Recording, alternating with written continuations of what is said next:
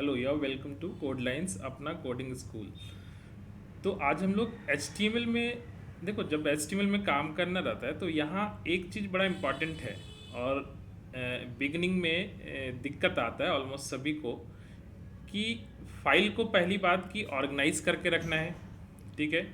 दूसरा जो है पाथ, जैसे हम लोग कोई भी फाइल, जब भी हम लोग मान लो कोई इमेज रखे हैं या कोई एक फाइल को लिंक कर रहे हैं दूसरे फाइल्स से, तो हमें हमेशा पाथ का ज़रूरत पड़ता है। तो आज हम लोग ये दो चीज़ डिस्कस करेंगे। दोनों छोटा ही चीज़ है बट बहुत इम्पॉर्टेंट है। ठीक है। पहला डायरेक्टरी स्ट्रक्चर और दूसरा फाइल के पाथ्स। पाथ्स अलग अलग तरह के होते हैं और कौन सा पाथ हमें इस्तेमाल करना चाहिए, ये सब चीज़ों पे हम लोग बात करेंगे।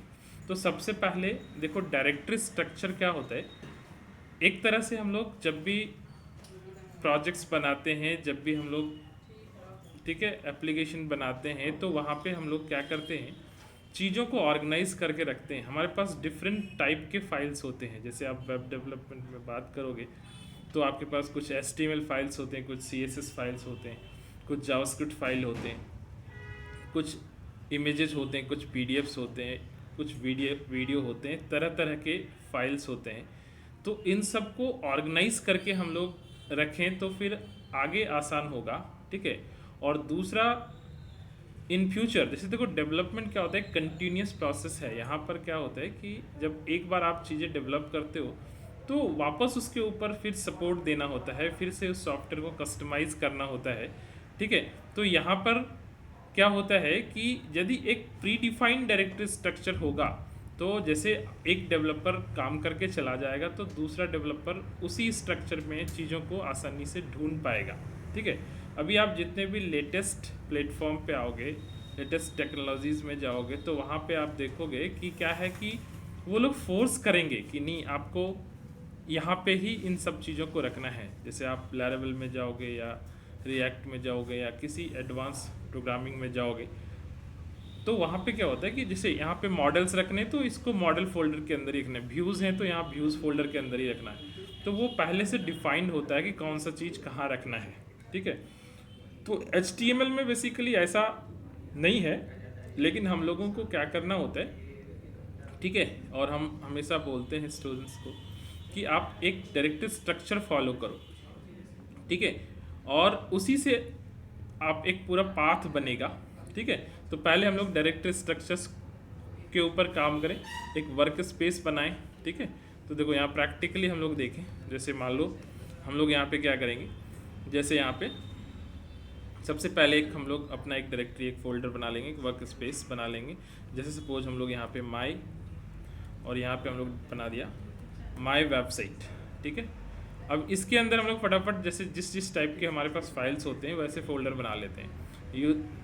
नॉर्मली हम लोग जब वेब डेवलपमेंट में काम करते हैं तो हमें CSS का ज़रूरत पड़ेगा, तो एक CSS फोल्डर बना लेंगे।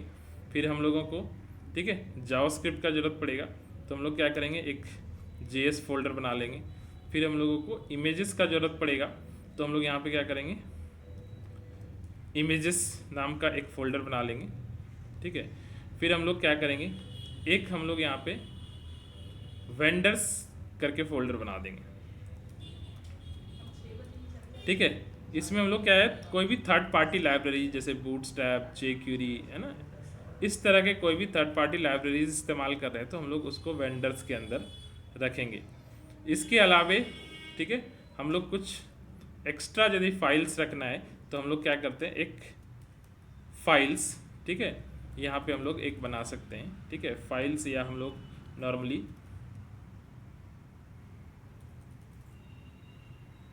फाइल्स करके यहाँ पे रख देते हैं। ठीक है। ये कॉमन, ये 4 फोल्डर हम लोग रखेंगे कम से कम। ठीक है।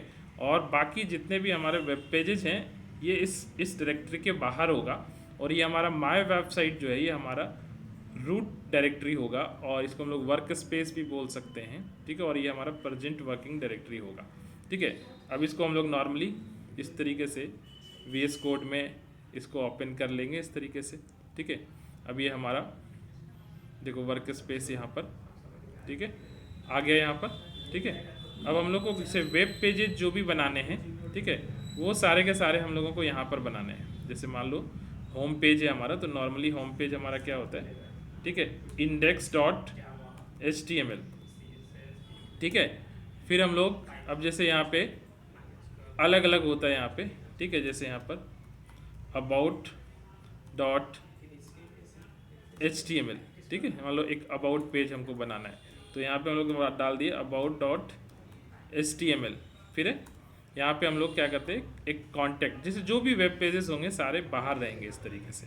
तो ये डायरेक्टरी स्ट्रक्चर हम लोग फॉलो करेंगे, और ये एक तरह से प्रैक्टिस में रख लो इसको, मतलब जब भी काम करना है तो हम लोगों को क्या करना है कि ये डायरेक्टरी स्ट्रक्चर बनाना ही बनाना है, ये मतलब कॉमन प्रैक्टिस में रख लेना है। चाहे आप एक वेब पेज या 4 वेब पेज बना रहे हो, बट ये डायरेक्टरी स्ट्रक्चर फॉलो करो। अभी CSS का इस्तेमाल है नहीं है, जावास्क्रिप्ट इस्तेमाल है नहीं है, बट फोल्डर बना के रखिए, इन फ्यूचर जब भी इस्तेमाल करना होगा तो फिर हम लोग यहाँ पर उसको इस्तेमाल करेंगे, ठीक है। तो ये हो गया डायरेक्टरी स्ट्रक्चर के ऊपर, ठीक है।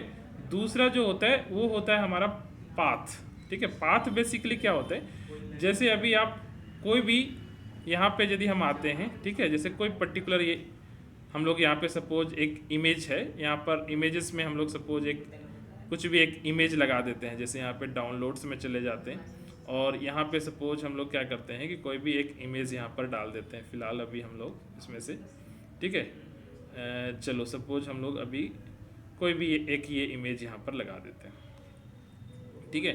चलो या फिर यहाँ पे हमारे पास एक, ठीक है, ये इमेज यहाँ पर हम यहाँ पे कॉपी कर लेते हैं इसको, ठीक है।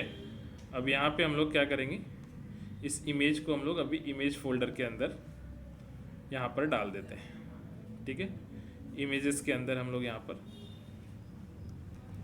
इमेज डाल दिया, ठीक है। अब जो भी CSS होगा CSS फोल्डर के अंदर रहेगा, ठीक इसी तरीके से जो इमेजेस होंगे वो इमेजेस में रहेंगे, जो जावास्क्रिप्ट रहेंगे वो JS फोल्डर के अंदर रहेंगे, ठीक है।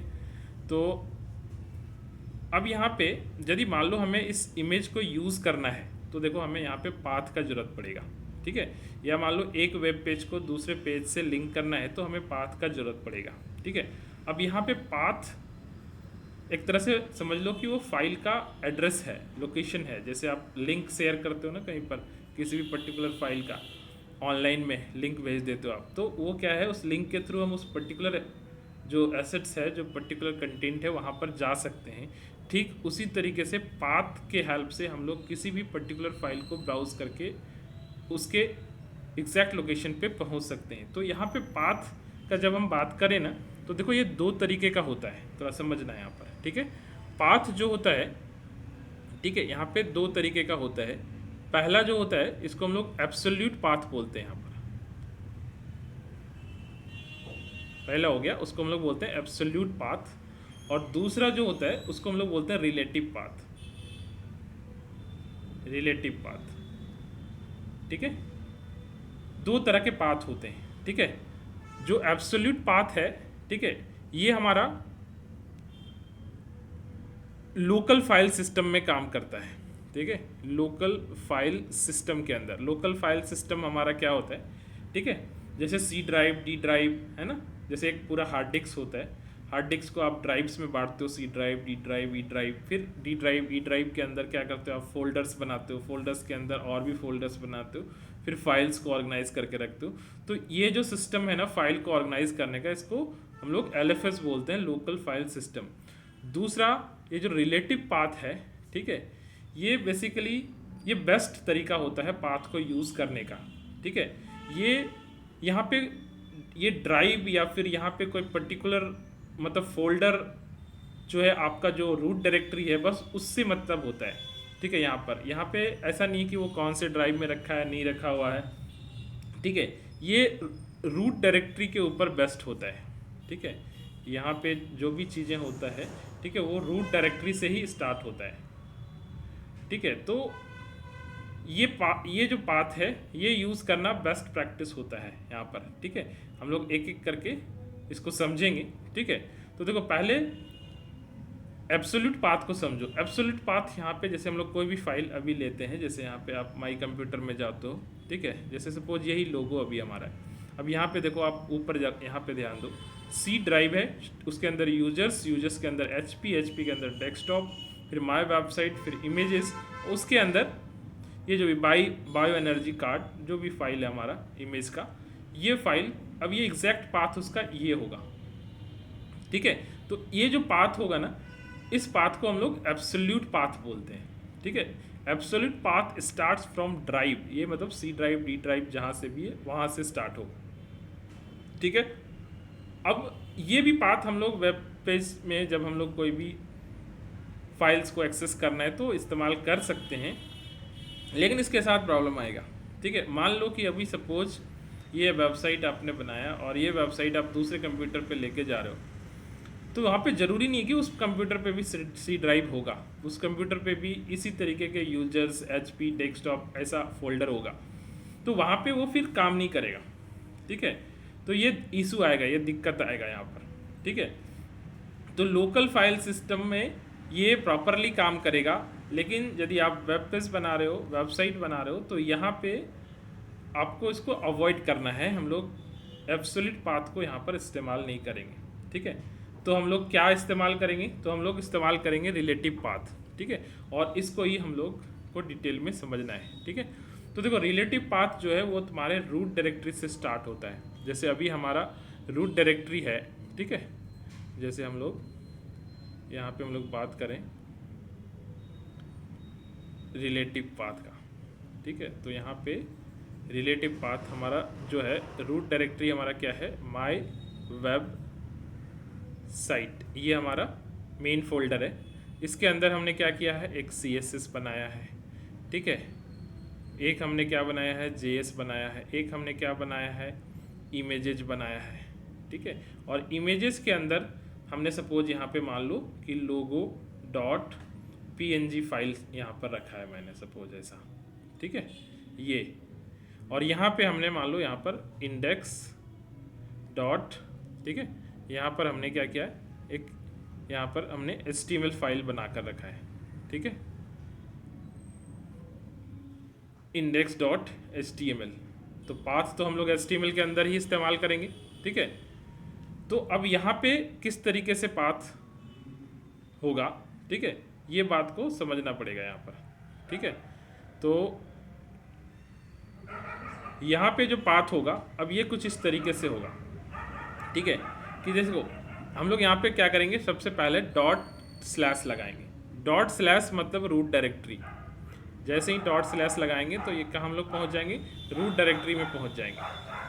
ठीक है, उसके बाद यदि आपको लेवल नीचे आना है, ठीक है, डाउन आना है लेवल, ठीक है, नीचे आना है, तो आपको क्या करना है, यहाँ पे \,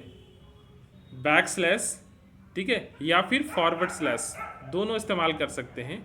ठीक है, ये इसको हम लोग // बोलते हैं और इसको हम लोग \/ बोलते हैं। ठीक है, लेकिन बेस्ट प्रैक्टिस ये होता है कि आप // इस्तेमाल करो, क्योंकि ये लोकल फाइल सिस्टम में भी काम करेगा और सर्वर के ऊपर भी काम करेगा। ठीक है, और यदि लेवल आपको ऊपर जाना है, ठीक है, तो फिर यहाँ पे हम लोग डॉट का इस्तेमाल करते हैं। ठीक है, यहाँ पे हम लोग डाउन आते हैं और यहाँ पे हम लोग अप जाते हैं। ठीक है, यहाँ पे हम लोग अप आते हैं। ठीक है, तो ये दो चीज़ का ज़रूरत पड़ेगा। ठीक है, स्लैश का और डॉट का। ठीक है, और ./ लगाने से, ठीक है, ये हम लोग रूट डायरेक्टरी में पहुँच जाएंगे। ठीक है, अब चलो, अब इसको प्रैक्टिकल में यहाँ पर देखो। जैसे अभी हम लोग क्या करते हैं, हमने यहाँ पर एक इमेज यहाँ पर रखा है। ठीक है, इस इमेज को हम लोग क्या करते हैं, इस index.html के अंदर इस्तेमाल करते हैं। ठीक है, तो चलो सबसे पहले हम लोग क्या करते हैं, इसको VS कोड में हमने यहाँ पर खोला है ऑलरेडी। अब हम लोग यहाँ पे क्या करते हैं, यहाँ पर हम लोग HTML इस तरीके से ले लेते हैं। ठीक है, अब यहाँ पर आते हैं और यहाँ पे हम लोग क्या करते हैं, एक इमेज लगाते हैं। ठीक है, यहाँ पे एक टैग हम लोग लगाते हैं इमेज लगाने के लिए। ठीक है, img टैग लगाते हैं। अब यहाँ पे हमको इमेज का सोर्स डालना है कि कहाँ से इमेज आएगा। ठीक है, अब देखो यहाँ तरीका क्या है, जैसे ही ./ लगाएंगे तो देखो हम रूट डायरेक्टरी में पहुँच गए ना। यहाँ पर रूट डायरेक्टरी हमारा क्या था, माय वेबसाइट। अब इसके अंदर इमेजेस नाम का फाइल है, फोल्डर है। अब इसके अंदर ये हमारा फाइल है। अभी हम लोग इसको सिंपली यहाँ पर सेलेक्ट कर लेंगे। तो ये जो पाथ अभी बनाना, इसको हम लोग ठीक है। क्या बोलते हैं इसको, हम लोग रिलेटिव पाथ बोलते हैं, ठीक है। इसको हम लोग क्या बोलेंगे, रिलेटिव पाथ। अब इससे ये बेस्ट प्रैक्टिस है, ये हम लोग कहीं भी इस फोल्डर को लेकर चले जाएं, सर्वर पे अपलोड कर दें, तो ये कभी चेंज नहीं होगा। हमेशा वो डॉट स्लैश लगाएंगे तो हमेशा माय वेबसाइट पे पहुंच जाएंगे। फिर इस तरीके से फॉरवर्ड स्लैश लगा लगा के हमने क्या किया, यहाँ पे अंदर आए और अंदर आकर के यहाँ पर हम लोग उसको यहाँ पर इस्तेमाल कर रहे हैं, ठीक है। तो इस तरीके से ये हम लोग रिलेटिव पाथ यहाँ पर लगाते हैं, ठीक है। इसके जगह पे हम लोग एब्सोल्यूट पाथ भी लगा सकते थे, जैसे यहाँ पे सी ड्राइव है ना, ये पूरा कंप्लीट पाथ है इसका, ठीक है। लेकिन वो प्रॉब्लम आएगा, तो यहाँ पे हम लोग को बेस्ट प्रैक्टिस क्या रहेगा कि हम लोग रिलेटिव पाथ लगाएं, चाहे जिस तरह का भी, चाहे कोई मान लो पेज लिंक कर रहे हैं, इमेज लगा रहे हैं, CSS फाइल को लिंक कर रहे हैं, हर जगह पे ये पाथ लगाना पड़ेगा, ठीक है। तो ये दो तरीका हमने देखा, एक एब्सोल्यूट पाथ और एक रिलेटिव पाथ, जिसमें कि रिलेटिव पाथ जो है वो डायरेक्टरी से स्टार्ट होता है, ठीक है।